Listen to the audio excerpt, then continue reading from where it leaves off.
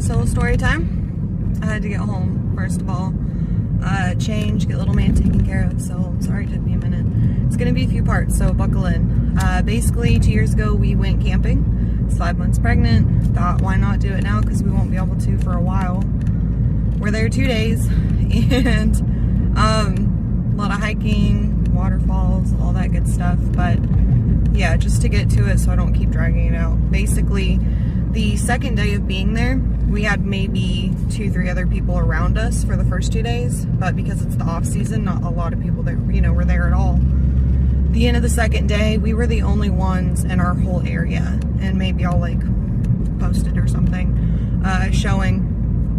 But yeah, I know her. So yeah, basically, with that being said, we're getting ready for bed. Then we hear this horrendous accident. Like it was at least 20 seconds long, grinding and car accident sounds. And it's really crazy windy roads. Really crazy windy roads. Motorcycles.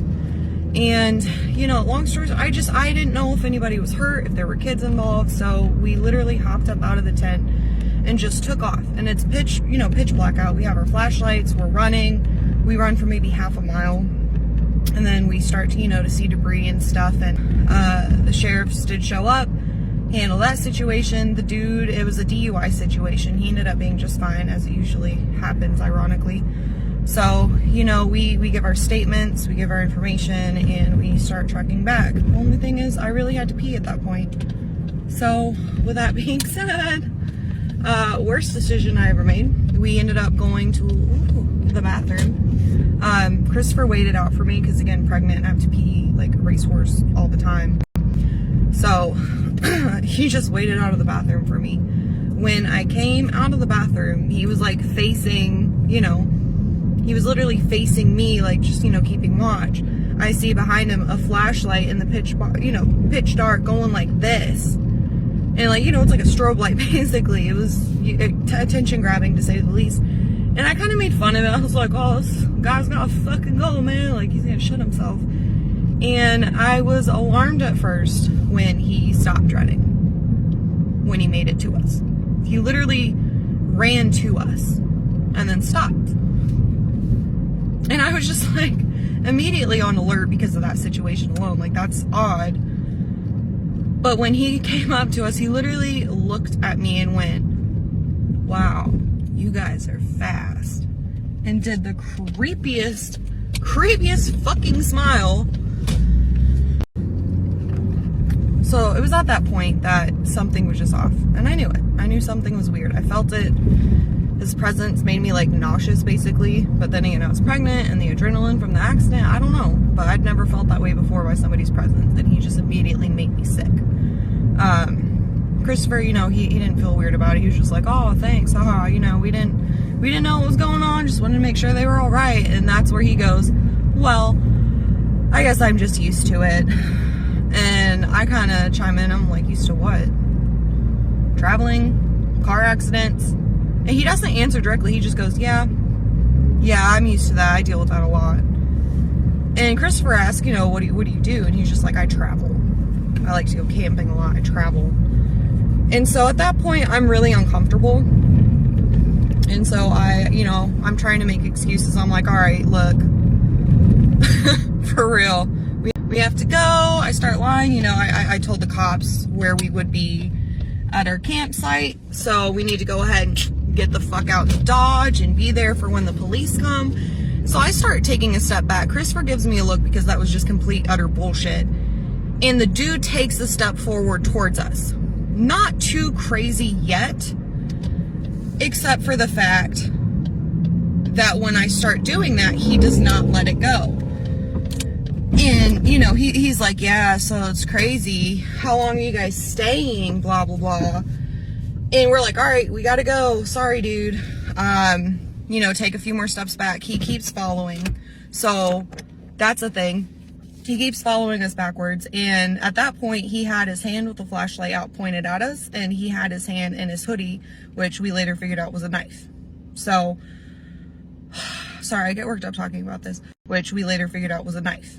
So, sorry, I get worked up talking about this. So basically at that point, we knew something was very off. I was uncomfortable. I was like borderline anxiety attack because I've been robbed before. So I get anxiety like that. So I look at Christopher and I'm like, we gotta go. Like, the police, they could be there now. And again, I'm just trying to deter him from doing whatever it was, which I didn't even understand yet. And that's when, you know, Christopher's like, yeah, look, we came out for the car accident. She had to go to the bathroom. We need to go back. He was like, yeah, a car accident or something along those lines. And he was like, it got me thinking, you know, this morning I was out walking early. I was hiking and I ended up passing these flowers. And I stopped because they were so beautiful. And then I heard a really deep growl and it scared me. And we just looked at each other like, what kind of a fucking story is this, dude? I can do nothing with this. Those can stay thoughts, kind of a thing. And I don't know, just something about that story was just really uncomfortable immediately for me.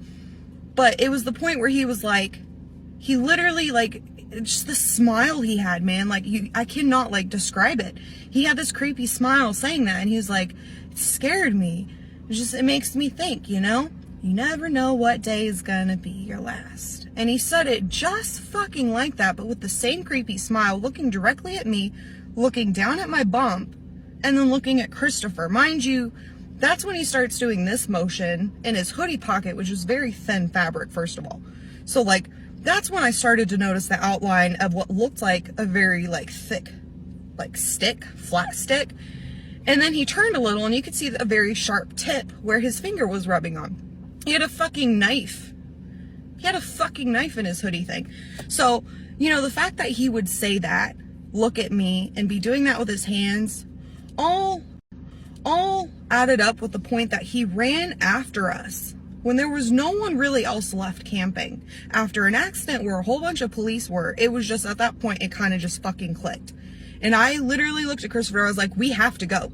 Like, the police are going to be down there. And he kept taking steps forward while we were both taking steps backward without even looking. So, like, he knew we were uncomfortable and trying to run off. And that's where I was like, fucking run. Like, I'd had it. I'd snapped. I'd gotten so fucking scared at that point that we just turned around and Christopher was like, what is going on? What is happening right now? And I just looked at him. I was like, flowers don't fucking growl. Like, they don't. I don't care what this is, but all he wanted us to know is that we never know what day's gonna be your last. Like, I get choked up fucking talking about it. Like, it was horrifying. Like, we literally had to take off running. And the last thing I remember in those like few seconds, just a cigarette and it cannot be that bad. Honey, don't you love me and you know it makes me sad.